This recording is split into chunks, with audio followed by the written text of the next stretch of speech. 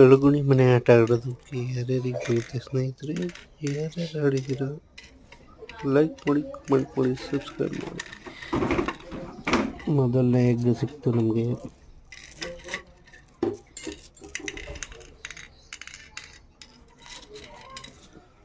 ನಮ್ಮ ಸಮೃದ್ಧಿ ತುಂಬ ಇಂಟೆಲಿಜೆಂಟ್ ಅಪ್ಪ. ಟಕ ಟಕ ಟಕ ಅಂತ ಕಾಡೆತ್ಕೊಂಡ್ಬರ್ತದೆ.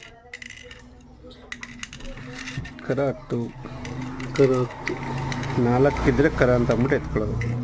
4 ಐತೆ ಅಂದರೆ ಕರು. ಎಗ್ಗು